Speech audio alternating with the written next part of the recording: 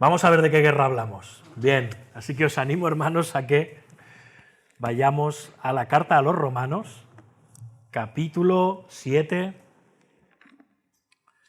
Romanos 7.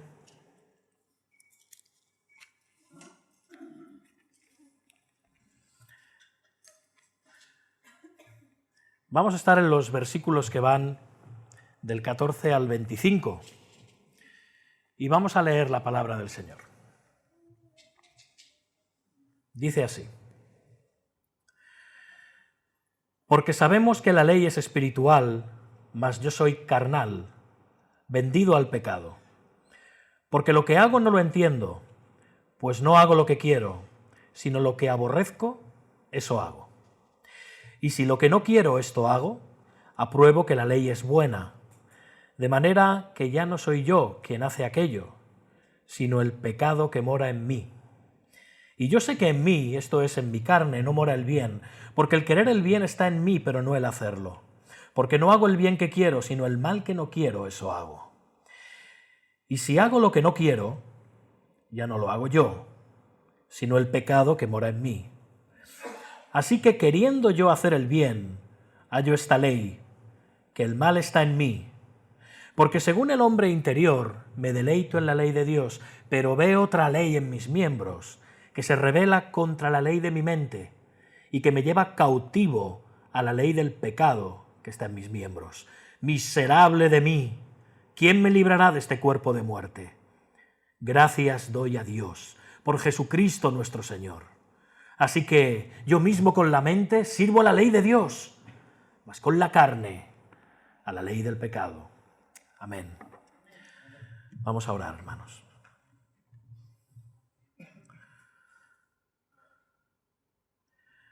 Señor, hoy venimos ante tu palabra, sin ninguna excusa, sin ningún obstáculo. Podemos escondernos de los hombres, podemos escondernos de la sociedad, podemos incluso tratar de escondernos de nosotros mismos, pero no nos podemos esconder de ti ni de tu palabra que lo escudriña todo, como una espada profunda, ante la cual todos y cada uno de nosotros sabemos que estamos desnudos, Señor, y no tenemos escapatoria. Y qué bendita gracia que así sea, Señor, porque esta palabra no solo nos desnuda, sino que también nos destruye, nos quebranta, pero para vida, en el caso de tus hijos. Así que te rogamos, Señor, que tú hagas esa obra poderosa por medio de tu palabra y por medio de la predicación de esa palabra en esta mañana. Te ruego que tú me guíes, Señor, con tu Espíritu Santo, que me ayudes a predicar en espíritu, en verdad y en poder del Espíritu Santo. Predico de parte tuya, Señor, pero también predico delante de ti, así que por favor, ayúdame a hablar tu palabra y no la mía. Y te ruego que bendigas a esta iglesia, a los que están aquí hoy presentes, a los que quizás escuchen este sermón, si no están hoy aquí y lo oigan grabado la semana que viene, cualquiera de los casos, Señor. Necesitamos escucharlo, porque necesitamos oír tu consejo y necesitamos darnos cuenta de lo miserables que somos, pero de la gloria maravillosa que se ha revelado en Cristo y mediante la cual tú nos haces dignos de entrar a tu presencia, Señor. Que esto sirva de consuelo y de bálsamo a nuestras almas y también de advertencia a nosotros y a aquellos que están hoy aquí sin Jesucristo. Guía todas las cosas por el poder de tu Espíritu y hágase tu voluntad en todo y en todos, a través de Él y solo de Él, del Señor. Amén. Bien, hermanos, bien. Vaya título, ¿no? Guerra. Pues este es el que le he puesto, es el que hay. A ver qué os parece, si he acertado esta vez o no con el título, ya veremos. Iwo Jima es una pequeña isla que pertenece a Japón, está en el Pacífico, y en la Segunda Guerra Mundial las fuerzas norteamericanas tomaron esta isla. De hecho, hay una foto muy famosa, no sé si la habéis visto, que se ve unos marines levantando la bandera en la cima de la montaña, aún a riesgo de ser acribillados.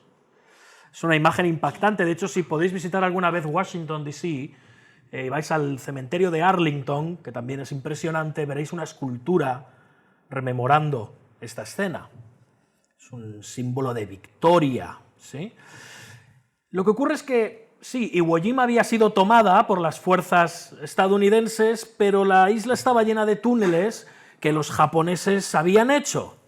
Y aunque los norteamericanos habían tomado la isla, y era una victoria importante, porque la isla la verdad es que era un islot, o sea, es pequeña, no tiene demasiada importancia, pero moralmente tenía una importancia vital. Pero bueno, esta isla estaba llena de túneles que los japoneses habían hecho. ¿Esto qué quiere decir? Que los norteamericanos, de momento, no podían estar tranquilos, porque a la que se descuidaban, de uno de esos túneles de repente aparecía un japonés con una metralleta y los dejaba fritos. O sea que había que estar muy, muy atento. La isla estaba tomada, se había conquistado, se había puesto la bandera en la cima, pero aún había riesgos, y serios, y los habría por tiempo. Así que sirva esto para ilustrar lo que ocurre en el creyente tras su regeneración, tras su conversión a Cristo. La isla de nuestro corazón, hermanos, ha sido tomada por el Señor. Él ha puesto su bandera, la bandera de su reino. Él es rey sobre nosotros, una vez ha venido a morar en nuestras vidas. Pero todavía, permitidme la expresión, hay muchos japoneses en los túneles de nuestro corazón que acechan. Y esto es el pecado.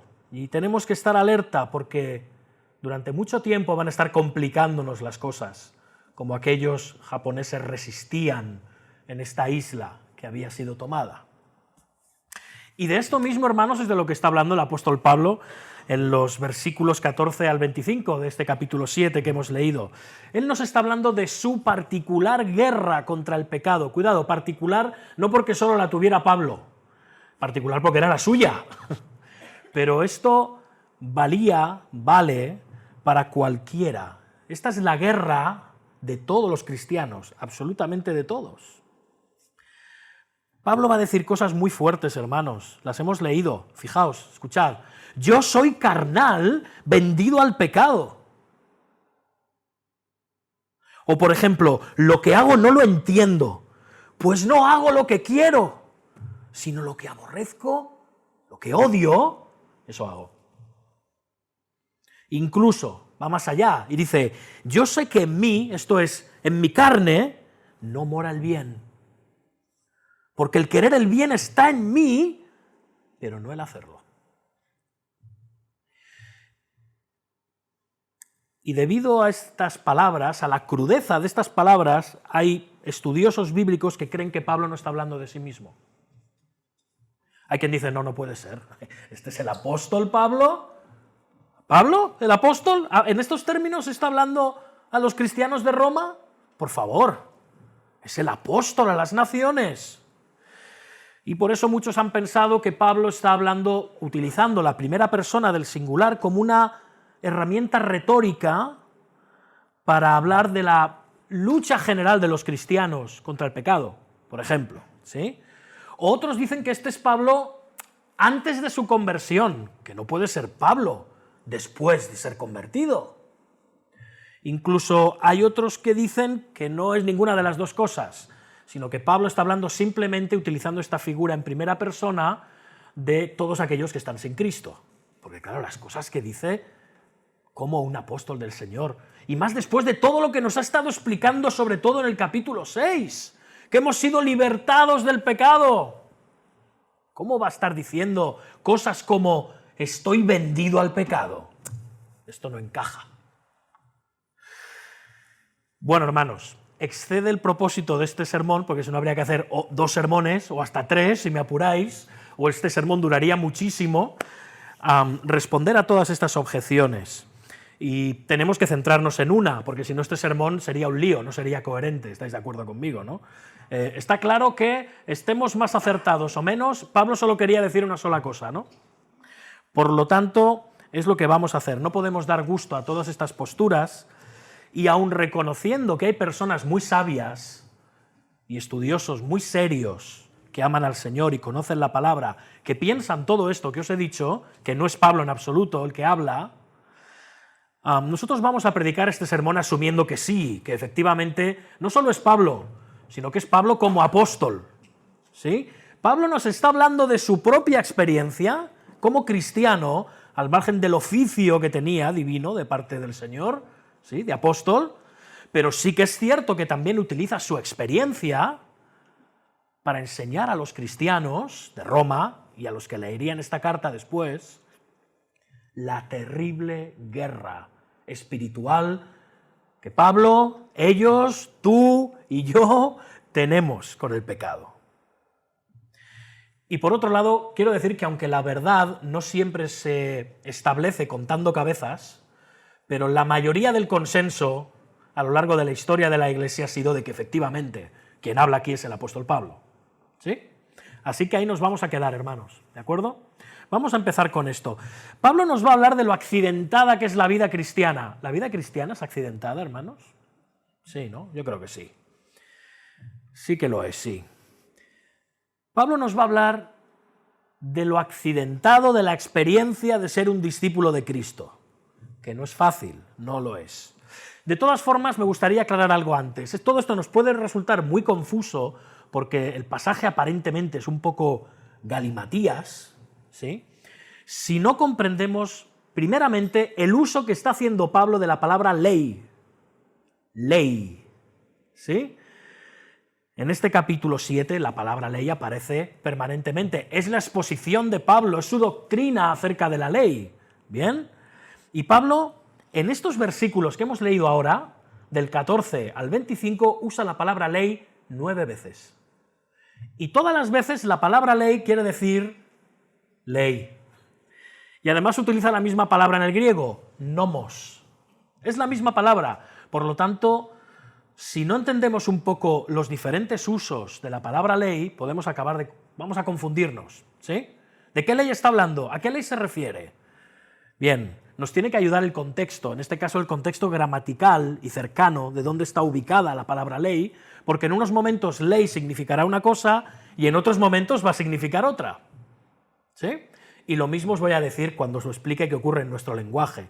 Primero, y lo hemos visto en los sermones anteriores, la palabra ley tiene que ver concretamente con la ley moral de Dios y más específicamente la ley moral de Dios contenida en los 10 mandamientos. En el versículo 22 que hemos leído ahora, vuelve a utilizarlo cuando él dice, me deleito en la ley de Dios. Aquí está hablando de la ley moral de Dios, los 10 mandamientos. Él dice que se deleita y también dice que con su mente, con su ser interior, ¿qué dice? Sirvo a la ley de Dios. Él está hablando aquí de la ley moral de Dios, los mandamientos del Señor, ¿bien?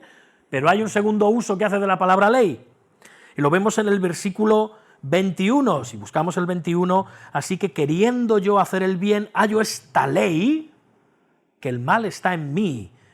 Bueno, aquí Pablo está utilizando la palabra ley en un sentido de, como un principio general. ¿Habéis escuchado alguna vez la expresión, esto es ley de vida? Esto es así. Es como si hubiera una ley, una especie de justicia en la vida que da retribución en un sentido o en otro según hagamos. Una ley universal, por ejemplo, de lo que se come se cría. No, por ejemplo, se siega de lo que se siembra. Esto es una ley universal que normalmente es así. O sea que en este sentido, Pablo está hablando que haya esta ley, ¿sí? Haya esta ley, que el mal está en mí. Es como una especie de cosa que no puedo cambiar. El mal está en mí. Y luego hay otro uso, el tercero, que hace el apóstol en cuanto a la ley. Lo vemos en los versículos 23 y 25. Y la usa para referirse a una fuerza, a un poder. Bueno, nosotros lo hacemos así cuando hablamos de la ley de la gravedad, ¿sí? Hay como una ley, como un poder inamovible. No lo podemos cambiar. Las leyes físicas no las podemos manipular, ¿verdad que no? Bueno, intentémoslo y veremos lo que nos pasa, ¿no? Tírate por un balcón a ver si la ley de la gravedad no funciona y luego hablamos. Hay algo que no podemos evitarlo. Si saltas por el balcón vas para abajo. Si conocéis a alguien que va para arriba, os aseguro que tiene capa y se viste de azul y se llama Superman. O sea, tú vas para abajo. Y esto es lo que está diciendo aquí el apóstol. Lo vemos en estos versículos, fijaos. Veo otra ley, o sea, como un poder dominante en mis miembros, que se rebela contra la ley, poder dominante también de mi mente, y que me lleva cautivo a la ley, otra vez, ese poder, ese dominio que no puedo controlar del pecado que está en mis miembros. Es verdad que no es la ley que gobierna en su corazón, pero aún dentro de él tiene mucho poder para llevarle a desobedecer. No hay ningún japonés en la sala, ¿verdad? Todavía hay muchos japoneses en los túneles de nuestro corazón. No quiero ofenderles, es una metáfora, ¿sí? Todavía. Y todavía tienen cierto ascendente sobre nosotros, ¿sí? Bien, de estas cosas nos habla Pablo cuando utiliza tantas veces la palabra ley. Si no dices, ¿pero qué estás diciendo, Pablo, con tanta ley? Pues de esto. Y de alguna forma, explicando la palabra ley y cómo la usa Pablo, casi tenemos explicado el pasaje. ¿Os habéis dado cuenta? Casi estaría explicado el pasaje. Así que el sermón ya podría haber terminado. No, aún queda un poco. Así que, hermanos, estamos en guerra. Estamos en guerra. Pablo lo estaba, los cristianos en Roma lo estaban. Y Pablo está usando su propio ejemplo, y a mí hay algo que me maravilla, hermanos, porque Pablo está escribiendo esta carta para decirles: vosotros sois cristianos, pero sois cristianos en base a la predicación del apóstol Pedro en Pentecostés, y luego regresasteis a Roma, pero yo soy el apóstol a las naciones, y no conocéis el evangelio como debéis de conocerlo. Por eso os escribo esta carta con mi autoridad apostólica, para que sepáis cuál es el evangelio, porque hay cosas que aún no tenéis claras, ¿sí? Pero Pablo, hablando como apóstol, hermanos, está haciendo un alarde de humildad extraordinario. Creo que pocos pastores desde el púlpito nos atreveríamos a hablar acerca de nuestras carencias y pecados y nuestras debilidades como el apóstol Pablo lo está haciendo. Es el apóstol a las naciones. Es una lección implícita en la humildad de Pablo y en lo dispuesto que está dispuesto a ser transparente. Él no engaña a nadie. Él no va de supercristiano, como veremos en este sermón. No vayamos de supercristianos.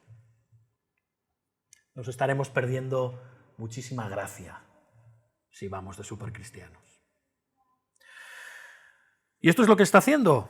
Él deja claro que la guerra del cristiano, tu guerra, hermano, hermana, es tan real como el pecado y también es tan real como la salvación.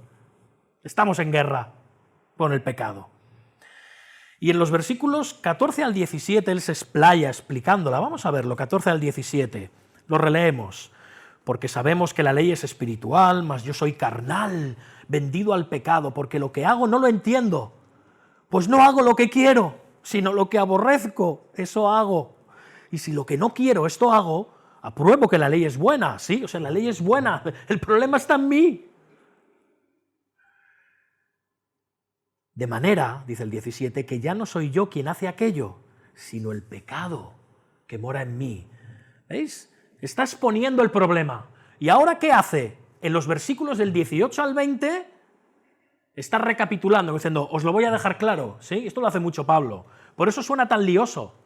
Pero Pablo permanentemente explica desde diferentes ángulos una misma cosa, como diciendo, que quede claro, que quede claro. Dice lo siguiente, fijaos, versículos 18 al 20, y yo sé que en mí, esto es en mi carne, no mora el bien, porque el querer el bien está en mí, pero no el hacerlo, porque no hago el bien que quiero, sino el mal que no quiero, eso hago. Y si hago lo que no quiero, ya no lo hago yo, sino el pecado que mora en mí. ¿Veis? Es la misma idea otra vez. Qué pesado, Pablo, ¿por qué repites y repites? Porque él quiere dejar esto muy claro. Y al final, ¿qué hace? Vuelve a repetir lo mismo. En los versículos 22 y 23. Fijaos, es la misma idea, pero más como una síntesis final, una tesis final. Dice, pero ve otra ley en mis miembros que se rebela contra la ley de mi mente. Perdón, al 22. Porque según el hombre interior me deleito en la ley de Dios. ¿Veis? Y ahora, pero veo otra ley en mis miembros que se rebela contra la ley de mi mente y que me lleva cautivo a la ley del pecado que está en mis miembros. La misma idea. Así que no vamos a empezar a hacer ahora una especie de repaso expositivo, versículo con versículo. La idea se repite, hermanos, me gustaría que nos quedáramos con la idea general, ¿sí? La idea general está clara, ¿verdad? Pablo tiene una lucha entre su yo real, el nuevo Pablo, ¿sí? Y el viejo Pablo. Hermanos, un momento, ¿quiere decir esto que hay dos personas? ¿Que el cristiano se compone de lo puro y lo impuro? ¿Que hay dos naturalezas? Una naturaleza espiritual que ama a Dios y se deleita, como dice Pablo, en hacer la voluntad de Dios, y luego hay otra carnal que tira por otro lado. No, hermanos, no pensemos nunca esto, porque esto nos llevaría precisamente, creo que hablaba Esteban en su sermón del docetismo, gnosticismo. El espíritu es el espíritu, y lo alimento, y la carne es carne, por lo tanto da igual lo que haga. Son dos cosas diferentes, y como la carne va a ser destruida, da igual. No, hermanos, os voy a decir una cosa, el cristiano tiene esas dos naturalezas, pero aún así es una sola persona. Es una sola persona. No hay dos personas. No podemos echarle la culpa al viejo hombre y gloriarnos solo en el nuevo. No. Hay una relación, permitidme la expresioneja, psicosomática de la psique, del alma, de lo que Pablo está hablando de aquí, la mente, el espíritu, que ha sido renovado, y nuestro viejo hombre, pero los dos somos lo mismo. No hay dos Javieres, no hay dos Danieles, no hay dos Lolis, y no hay dos Lidias. Hay una. Porque si no abrimos la puerta a muchísimas excusas baratas y a muchísimo relativismo en cuanto a nuestra conducta cristiana. ¿Sí? Pero bueno, este es otro tema. Pero bueno, es importante dejarlo claro porque podría darse una confusión, una mala interpretación de esto. ¿Sí? Entonces, estamos viendo cómo Pablo tiene este problema permanentemente. Pablo dice que percibe que la ley es espiritual, lo vemos. ¿Sí? ¿Veis el versículo 14? Sabemos que la ley es espiritual. Claro que sí, los cristianos, hermanos, nos identificamos inevitablemente con la ley que ha sido puesta en nuestros corazones por medio del Espíritu Santo. Ha sido puesta en nuestro hombre interior y podemos ver la ley como algo espiritual, como algo bueno, como algo santo. Y como él dice en el versículo 18, podemos querer el bien, es decir, podemos querer cumplir la ley. Eso solo puede hacerlo un cristiano. Nada de esto era posible antes de que fueras cristiano. Ahora, en tu hombre interior, en lo íntimo de tu ser, te deleitas en la ley de Dios. Y la verdad, hermanos, es que creyentes y no creyentes, es cierto que todos los seres humanos experimentan cierta confusión o contradicción interna. ¿Cuál es mi verdadero yo? Preguntas filosóficas. ¿Quién soy yo? O el famoso conócete a ti mismo y todas estas cosas, el hombre permanentemente tratando de encontrarse por ahí dentro. Todo hombre natural, debido a que está roto, debido a la caída, siente una contradicción interior. Eso es inevitable. Y gracias a esto, por cierto, los psicoanalistas se forran. ¿Sí? Les va muy bien. Y no les interesa que la cosa cambie, por cierto. Cuanto más se mantenga esa confusión interna, mucho mejor para ellos. ¿Bien? El ser humano, es verdad, se siente dividido, en eso aciertan totalmente. Cuando Freud hablaba del ego y del superego y todas estas cosas, tenía razón. Hay un conflicto interno brutal. Hay una rotura interior absoluta. El hombre está roto, devastado por dentro. Y permanentemente se pregunta esto, ¿cuál es mi sentido? ¿Quién seré yo? Pero sí, aunque los cristianos podemos experimentar hasta cierto punto esto, también, por descontado, para nosotros esta pregunta debería de estar contestadísima. ¿En qué nos deleitamos? ¿Qué es lo que queremos? La ley. Amamos, nos deleitamos interiormente en la ley de nuestra mente, como dice el versículo 23. En el hombre interior nos deleitamos en la ley de Dios, los cristianos, pero pero ahí está esa fuerza todavía, esa fuerza poderosa de rebelión dentro de nosotros, pero esos deseos ya no es el verdadero William, el verdadero Claudio, el verdadero Javier, es otra persona, ¿sí? Es otro ser interno que batalla, ¿de acuerdo? No es el mismo. Por eso dice Pablo, si hago lo que no quiero, ya no lo hago yo, sino el pecado que mora en mí. Y como vimos en el capítulo 6, no podemos recapitular, el cristiano realmente busca a Dios. Hermanos, si eres cristiano, realmente tienes que amar la ley de Dios. Realmente quieres crecer en santidad, a semejanza de Dios. Y aunque el pecado permanece en ti, ya no es la fuerza dominante de tu vida, pero aunque tiene fuerza suficiente para arrastrarte a veces, lamentablemente, no gobierna sobre ti. No gobierna. Pero aún así caes. Aún así te equivocas. Aún así pecas. Pero aún en medio de esa derrota, en tu hombre interior, como dice Pablo, te deleitas en la ley de Dios. Amas su ley. Esto no nos lo dice Pablo, ya nos lo dice el salmista en el Salmo 119, es muy largo, pero he buscado algunas perlas que tenemos, fijaos, me regocijé en tus mandamientos, los cuales he amado. Tu ley es mi delicia. Y luego, sumamente pura es tu palabra, y la ama tu siervo. ¿Veis? Un siervo de Dios ama la ley, desea la ley. Pero aún así, Pablo viene y nos dice, para aguarnos la fiesta, lo que aborrezco, eso hago. Hermanos, ¿sabéis qué? Que los incrédulos no pueden guardar la ley de Dios, pero los cristianos tampoco. No puedes. Quieres, pero no puedes.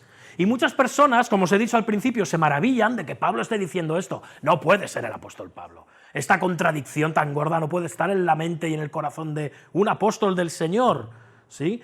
Pero, hermanos, Pablo además no solamente habla en estos términos de lucha, es que además, para ir más allá, habla casi, ¿no suena todo esto que leemos como a derrota? Tiene un lenguaje como de derrota, como de no puedo hacer nada. Si lo tradujéramos al argot de ahora, estoy machacado por esto. Es que veo que no salgo adelante. Lo dice aquí, fijaos, sabemos que la ley es espiritual, mas yo soy carnal, fijaos qué expresión, vendido al pecado. Pero ¿no acabas de decir que hemos sido libertados del pecado y aquí estás diciendo vendido como si fueras un esclavo en el mercado de esclavos, vendido a un nuevo dueño que es el pecado? Sí, pero aquí no está hablando en estos términos, aquí no está hablando en otro nivel, nos está hablando de que el pecado nos arrastra, el pecado nos domina inevitablemente, no podemos escapar de él. Y es cierto, hermanos, no podemos guardar la ley de Dios completamente. Tú y yo somos incapaces de vivir como deberíamos vivir. Te deleitas en Dios, te deleitas en su ley, pero no puedes guardar esa ley completamente. Y esto, hermanos, ahora mismo es desalentador, solo de meditarlo. Después de tantos años en el Señor, y no puedo guardar la ley de Dios. Y sí, es desalentador, claro que lo es.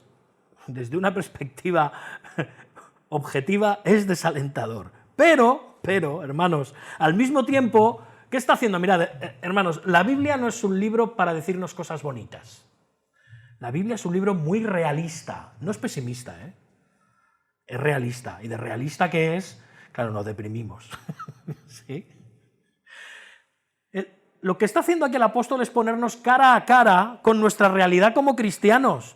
Hermanos, creo que estamos todos de acuerdo, da igual el tiempo que lleves como cristiano, pero nadie avanza lo suficiente en la vida cristiana como para no darse cuenta no darse cuenta de cuánto pecado hay en nosotros. ¿Sí? Hermanos, está hablando Pablo el apóstol y nos está hablando de esta manera. Nos podemos sentir identificados todos y cada uno de nosotros, independientemente de que llevemos un año en el Señor o 50. De hecho, también el Salmo 119 nos habla en estos términos. Dice cosas como: quebrantada está mi alma de desear tus juicios todo el tiempo. O también dice cosas como: bueno me es haber sido humillado para que aprenda tus estatutos. O también dice: anduve errante como oveja extraviada, busca a tu siervo, porque no me he olvidado de tus mandamientos. ¿Veis el desaliento? ¿Veis el desánimo? Este hombre sufre porque se deleita en la ley de Dios, pero al mismo tiempo es imposible para él cumplirla, y se desalienta, se quebranta, se extravía como una oveja, y necesita que el Señor le busque. Si alguna vez crees que estás por encima del pecado, que eres inmune a él, si alguna vez te crees que eres un supercristiano, solo puedo decirte que te estás engañando a ti mismo. Te estás engañando a ti mismo. Y más vale que despiertes. Como dice el apóstol Juan, si decimos que no tenemos pecado, nos engañamos a nosotros mismos. Esta es la realidad. Cuanto más madures como cristiano, y espero que lo hagas por la lectura de las Escrituras, que lo hagas por medio de la oración, por medio de la comunión, por medio de la asistencia a los cultos, por medio de crecer cada día más en Cristo, mediante los medios de gracia, espero que madures. Cuanto más madures, cuanto más experimentado seas como cristiano, más pecado vas a ver en tu corazón, no menos. Es más, normalmente los nuevos creyentes son muy atrevidos. Ven mucho pecado en los demás, pero muy poco en sí mismos. Están tan encendidos, gloria al Señor, pero están tan encendidos que solo ven buenas cosas porque empiezan a despertar un montón de sensaciones nuevas y puras que aparecen en su alma, pero todavía no son conscientes de cuánta oscuridad todavía queda en ellos. Pero a medida que maduras como cristiano, a medida que creces en Cristo, te das cuenta. Cuanto más santo seas, hermano, cuanta más santa seas, hermana, menos santa te vas a sentir, menos santo te vas a ver. Esta es la realidad. Lucharás, verás progreso, pero al mismo tiempo te vas a dar cuenta de cuánto egoísmo, de cuánta rebeldía y de cuánta codicia hay en tu corazón. ¿Por qué? Porque cada vez va entrando más lucecita en ese desastre que es tu interior. Y a medida que vas levantando poco a poco la persiana, vas viendo más polvo, desorden, porquería acumulada por los rincones, muebles rotos. ¿Sí? Y hay que limpiarlas. Hay que limpiarlo. Y cuanto esto ocurra, más vas a clamar, como hacía Pablo. Lo que quiero hacer no lo hago. Lo que sé que es bueno y que es mandamiento del Señor, eso veo que acabo no haciendo. Y es una tensión permanente en tu ser, en tu interior. Pero estas palabras también nos muestran otra realidad, hermanos. O más bien, otra necesidad. Hermanos, estamos en guerra. ¿Sí? Estamos en guerra. Por lo tanto, no puedes dejar caer tus manos. Estás en guerra y hasta que el Señor regrese, vas a estarlo. Regrese o te lleve a los cielos. Tendrás que luchar. Hermanos, el cristianismo no es para pusilánimes. El cristianismo no es para blandengues. En absoluto. El cristianismo es para hombres. Para personas varoniles en su interior. Esto incluye a las hermanas, ¿eh? Sí. Es una batalla, es una guerra, Estamos en vanguardia. No estamos atrás, no en abastecimiento, estamos delante, recibiendo todas las flechas, todos los tiros, todas las bombas y todos los gases lacrimógenos, todos los dardos encendidos del diablo. Cristiano, estás en vanguardia. Y tienes que luchar, y tienes que protegerte, y tienes una armadura que te da el Señor, y debes de usarla. Mi pregunta es si lo usas, si usas todos los medios que Dios te ofrece para luchar contra el pecado. Los despachos pastorales están llenos de personas pidiendo ayuda por no hacer lo que tienen que hacer, por no hacer lo que la palabra dice que hay que hacer, y además por no usar todas aquellas cosas que Dios pone a tu alcance, porque son para todos nosotros. Son para cada uno de los cristianos, no hay excepciones. Eran para Pablo y son para ti hoy. Estamos en guerra. Y por cierto, os voy a decir una cosa, igual que un oso herido o una fiera herida es más peligrosa que cuando está sana, el pecado se comporta igual muchísimas ocasiones. El pecado está herido, de muerte, por causa de tu nuevo nacimiento, y va a ser mucho más agresivo y va a ser mucho más virulento de lo que era antes, ahora que eres cristiano, muchísimo más. Tenemos que luchar contra el pecado. Decía el puritano John Owen, o matas al pecado o el pecado te matará a ti. El mismo John Owen escribe en la página 30 de su obra La mortificación del pecado. Voy a leer.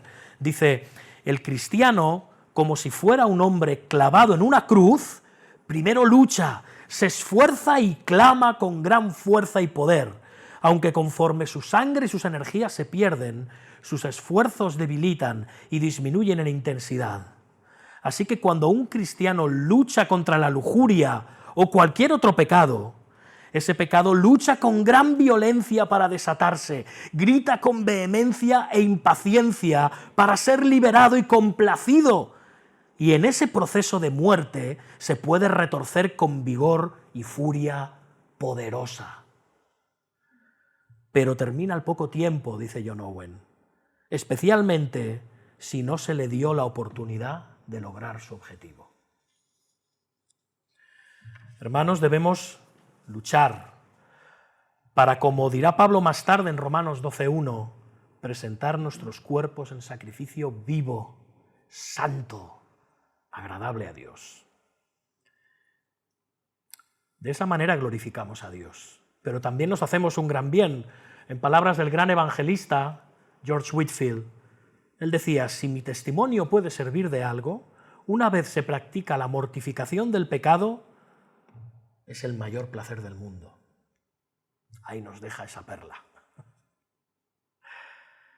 Sí, hermanos, estamos en guerra. Y es una guerra difícil. Os puedo decir que la guerra está ganada. Cristo ya ha puesto esa bandera en tu corazón. Él ya es rey sobre ti. Pero aún así hay mucho... Vamos a dejar tranquilos ya a los japoneses, ¿no? Hay mucho pecado en esos túneles. Mucho. Y va a salir con la metralleta y te va a dar. Más vale que estés preparado. Y por eso te lamentas. Espero que te lamentes. De verdad que espero que te lamentes. Más vale. Primeramente, los cristianos nos tenemos que lamentar. ¿Por qué? Porque vemos primero lo insuficientes de nuestros propios esfuerzos por cumplir la ley y lo frecuentemente que fracasas. Y ante esta situación, ¿qué puedes hacer? ¿Qué es lo que puedes hacer? Lo que hace Pablo. ¡Miserable de mí! Y si no te has sentido así de miserable, y ni te sientes aún hoy en día en mayor o menor escala, tengo malas noticias para ti, porque entonces o no has valorado la gloria del Evangelio o no la valorarás jamás. Porque nunca valorarás la justicia de Cristo en sustitución de la tuya propia. Es solamente cuando llegas a este punto, cuando nuestros corazones claman desesperados por nuestra propia miseria, por saber que somos, como dijo el Señor en las bienaventuranzas, pobres de espíritu, cuando, como dice después, lloramos, que es entonces que recibimos, ¿qué? consolación. Y entonces somos bienaventurados. Porque clamamos. Porque es entonces, y solo entonces, cuando eres consciente de tu profunda miseria e incapacidad, que quitas la vista de ti y miras a Dios como el único que puede restaurarte. Y solamente Él. Solo puedes ser restaurado no por lo que puedas hacer tú, sino por lo que Dios ha hecho. Y esto nos lleva a la segunda cosa por la cual tú y yo nos lamentamos. Dice Pablo, ¿quién nos librará de este cuerpo de muerte? ¿Quién me va a librar de esto? Porque yo soy un desastre. ¿Quién me rescatará? Por mis propios esfuerzos sé que voy a fracasar. Pablo lo dice en el versículo 25, cuando ya recapitula, dice, yo con la mente sirvo a la ley de Dios, mas con la carne a la ley o al poder del pecado. Y esta es la gloriosa respuesta del apóstol. Esta es la gloriosa respuesta que tú y yo debemos de exclamar con poder. Gracias doy a Dios por Jesucristo, Señor nuestro. Él es el único que puede librarte de tu miserable situación. Por medio de la fe en su sangre derramada en la cruz. Una sangre derramada para miserables como tú y como yo. Miserables.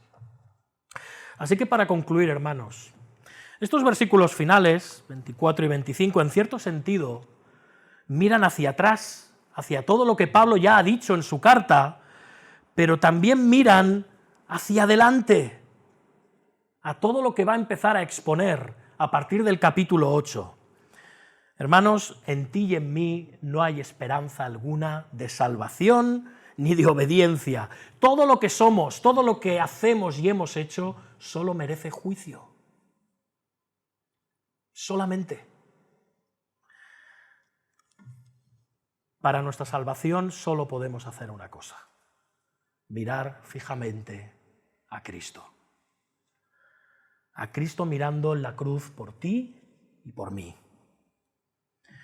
Tal como vimos en los capítulos 1 al 4, fuera de Cristo no hay posibilidad de salvación. Y como vimos en los capítulos 5 y 6, para nuestra esperanza solo podemos descansar en la justicia de Cristo. Y para nuestra obediencia, como estamos viendo en este capítulo 7, para cualquier posibilidad de verdadero cambio y transformación, solo podemos depender de la obra del Espíritu Santo en nuestros corazones, la cual transformará nuestras vidas, transformará tus relaciones de aquí a la eternidad. Y esto es lo que va a hacer Pablo a partir del capítulo 8 en adelante, hablarnos de los resultados, de los beneficios de la obra de Cristo y de la justificación. Así que los capítulos que vienen a partir de ahora, hermanos, son una maravilla.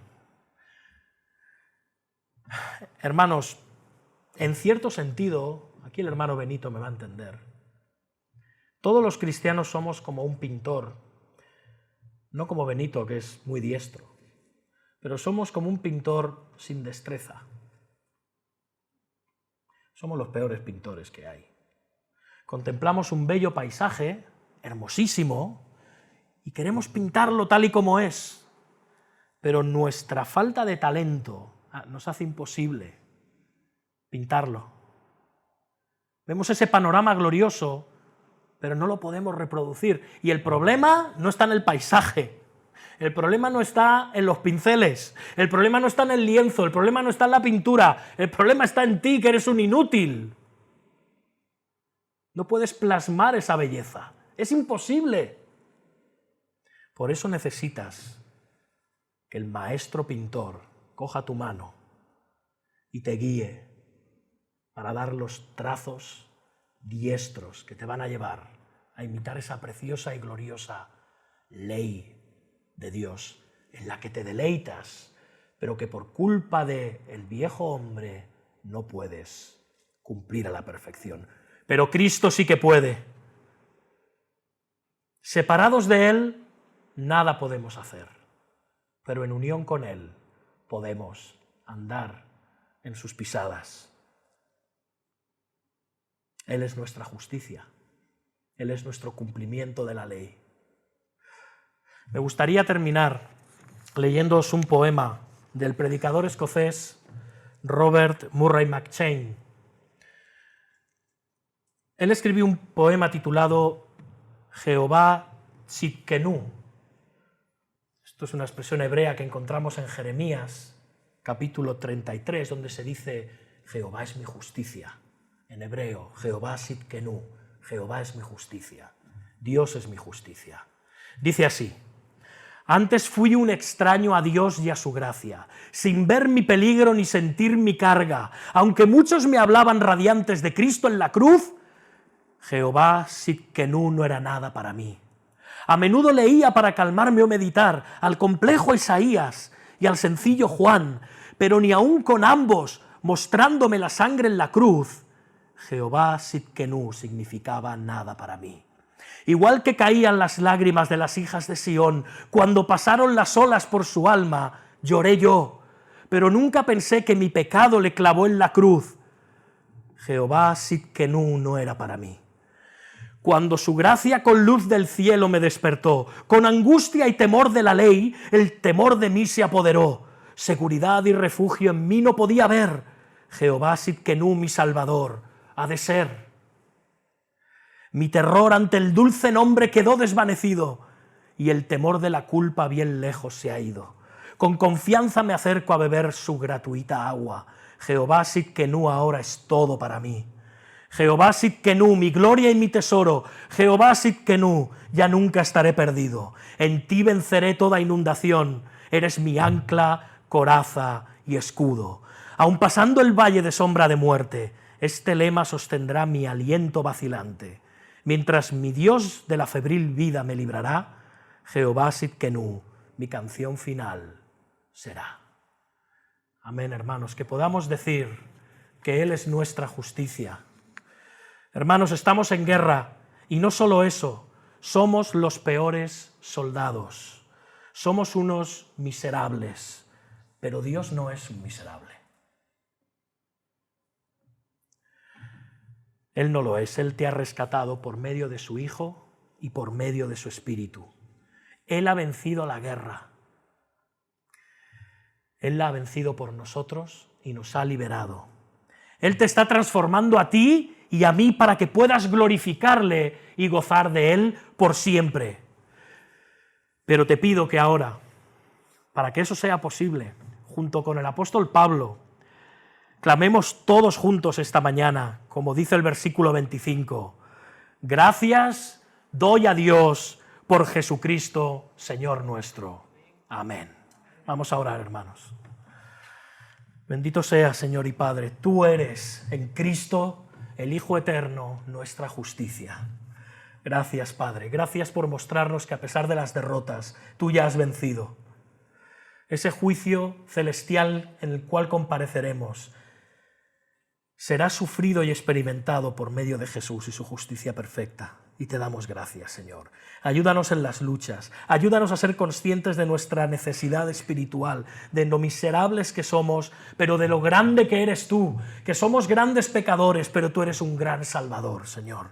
Que acudamos a ti sabiendo que esta lucha no terminará, pero que podemos crecer en santidad y aún así ver más y más pecado en nosotros, pero que eso nos lleve no a la derrota, Señor, sino a más santidad, a más santificación, a más de ti, a más de tu palabra, a más de tu verdad, Señor, a más de tu Espíritu. Te quiero rogar por todos y cada uno de nosotros y también por los que no están aquí hoy, que tú sigas bendiciendo esta iglesia, una iglesia de miserables, pero miserables que claman gozosos por Jesucristo, Señor nuestro. A través de Él. Amén.